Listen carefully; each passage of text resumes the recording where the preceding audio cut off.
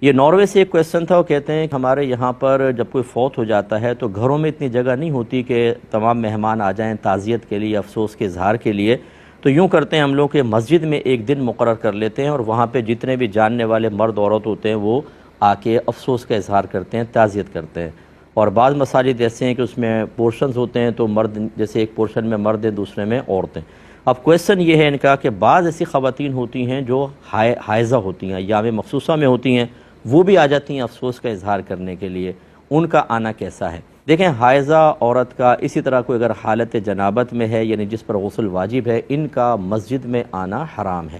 نبی کریم صلی اللہ علیہ وسلم نے منع فرمایا، آپ نے فرمایا کہ میں حائضہ اور جنوب کو اجازت نہیں دیتا کہ وہ مسجد میں آئیں، تو اس طرح ان کا مسجد میں داخل ہونا گناہ ہوگا، وہ خواتین نہ آئیں۔ افسوس ہی کرنا ہے تو وہ فون پہ بھی کر سکتی ہیں، یا وہ نہ آئیں۔ باقی یہ کہ جیسے لوگ آ جائیں یا عورتیں آ سکتی ہیں، جیسے آپ نے بتایا الگ پورشن میں ہیں، حائضہ نہ ہوں۔ جو حائضہ ہیں وہ بعد میں یا جا کر ویسے کسی کے گھر کے اوپر، کیونکہ اب تو ایک آدھ کوئی بچے گی، وہ جا کر گھر پہ تعزیت کر لے، لیکن وہاں پر افسوس کے لیے نہیں آ سکتی، آئیں گی تو گناہگار ہوں گی۔